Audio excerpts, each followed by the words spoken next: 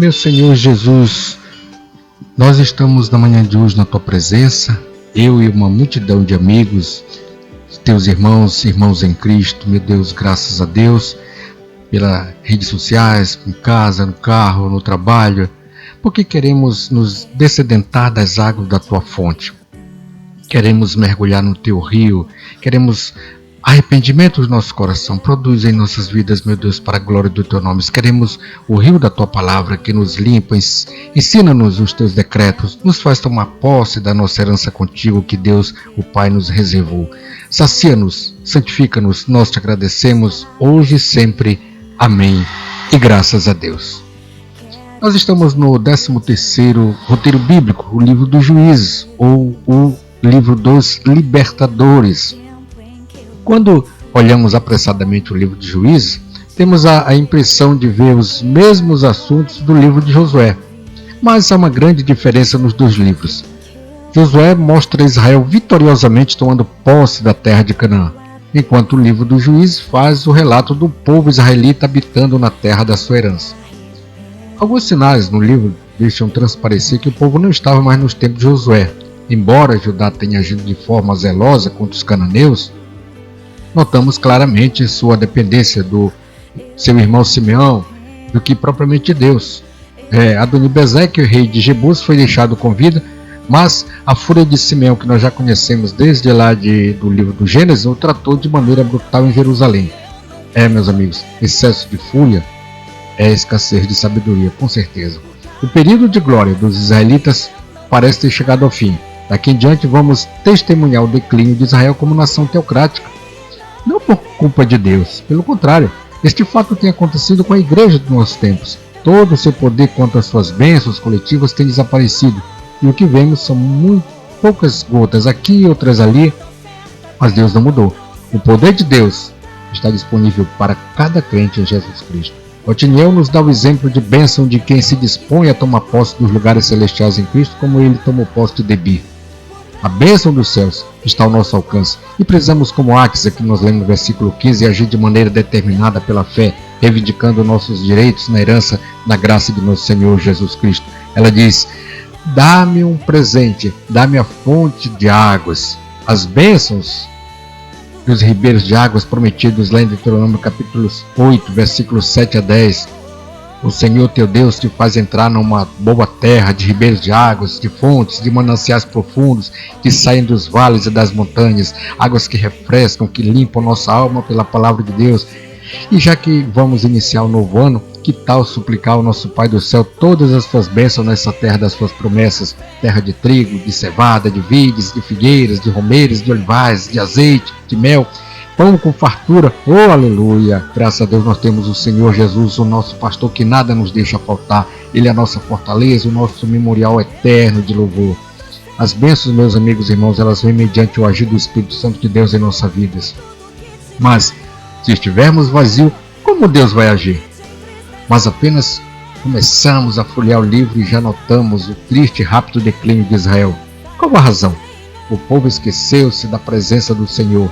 Gilgal já não é mais o lugar do alto julgamento, e o anjo do Senhor estava naquele lugar, como nós lemos no capítulo 2, versículo 1. E o resultado disso é que o poder do homem passa a ser temido, os carros de ferro passam a ser apavorantes. Agora, nos lembramos dos tempos de Josué, os versículos 22 a 26. Vamos ler esses versículos para não ficar só no comentário, que a gente está fazendo. Subiu também a casa de José contra Betel, e o Senhor era com eles. A casa de José enviou homens a espiar Betel, cujo nome dantes era Luz. Vendo os espias um homem que saía da cidade, lhe disseram: mostra-nos a entrada da cidade, e usaremos de misericórdia para contigo. Mostrando-lhe ele a entrada da cidade, feriram a cidade a fio de espada. Porém aquele homem e toda a sua família deixaram ir. Então ele se foi à terra dos heteus, edificou uma cidade e lhe chamou Luz. Esse é o seu nome até o dia de hoje. Graças a Deus. Meus irmãos, a conquista da cidade de Luz nos faz pensar um pouco na conquista de Jericó.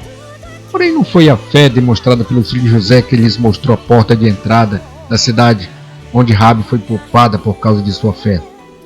Completamente diferente foi o caso desse homem que traiu os habitantes de Luz, que não quis habitar com os israelitas, mas foi construir uma cidade em outro lugar. Ou seja, uma vitória que não provém da confiança em Deus, consequentemente não prosperará. Por outro lado, nada poderá ser bem sucedido contra aquele que deposita a sua total confiança em Deus. O declínio é notável e cada tribo individualmente se caracteriza por quanto tolera ou se submete à presença do inimigo em suas possessões.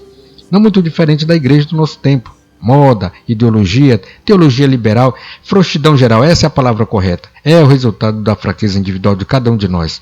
E cada um de nós cristãos tem a sua parcela de responsabilidade nisso por essa situação. E aí devemos perguntar a nós mesmos: qual a minha responsabilidade? Qual tem sido o meu testemunho desde que me converti? Meus irmãos, o cristão perde o seu valor quando deixa de preparar almas para o céu e passa a tolerar os costumes e a cultura do mundo presente. Deus tinha razões suficientes para requerer a destruição dos inimigos de Israel. Nós lemos no versículo 27 a 36. Primeiro, eles precisavam passar pelo juízo de Deus. Está escrito no Salmo 64, versículo 9, que todos os homens temerão, proclamarão as obras de Deus e entenderão o que ele faz. Aqueles que creem em Deus devem glorificá-lo não apenas pelo seu amor e misericórdia, mas também pelos seus maravilhosos atos de castigo contra os ímpios. Segundo, Deus queria proteger o seu povo das inevitáveis influências idolátricas dos cananeus. Moralmente, meus irmãos, o mesmo perigo existe para nós hoje. O tempo que vivemos nos impõe desafios que só serão vencidos pela ousadia do povo de Deus, consagração, verdade, evangelho genuíno, fé evidenciada pelo mover do Espírito Santo, joelhos no chão, lágrimas rolando mesmo e paixão por almas. A maioria do nosso tempo é gasto em companhia de ímpios, redes sociais e assim sucessivamente. Nós não conseguimos evitar isso, mas precisamos ter cuidado com as más companhias. Paulo adverte os coríntios, na sua primeira epístola, capítulo 15, verso 33, que as más companhias ou as más conversações corrompem os bons costumes. Existem pessoas das quais temos que nos afastar, mesmo correndo o risco de sermos objeto de zombaria. Do contrário, sermos forçados às montanhas, como aconteceu com a tribo de Dan. Nós lemos no versículo 34. Olha só o que foi que os amorreus arredaram os filhos de Dan até as montanhas e não os deixavam descer ao vale. Oh, meu Deus! Em outras palavras, seremos impedidos de desfrutar da paz dos pastos verdejantes, como desejou Axa, das águas de refrigério que descedenta a alma, a paz das coisas excelentes que Deus tem para nós. O anjo do Senhor, o capitão do exército do Senhor, que nós lemos em Josué capítulo 5, esperou que Israel voltasse para Gilgal, o lugar de gloriosas vitórias no passado. Esperou em vão. Então, foi a Boquim, como nós lemos no versículo 1 do capítulo 2 de Juízes, lugar de lágrimas. É ali, meu Deus, é humilhante para cada filho de Deus comparar o atual estado de fraqueza da igreja com o seu glorioso começo. Mas Deus está conosco e nos dará vitória em todas as coisas. Que o Senhor te abençoe, que o Senhor te guarde, que o Senhor faça resplandecer o seu rosto sobre ti, tenha misericórdia de ti e te dê a paz. Na semana que vem nós vamos estar tratando nos 1º e 2º Coríntios no Novo Testamento. Até lá, que Jesus te abençoe.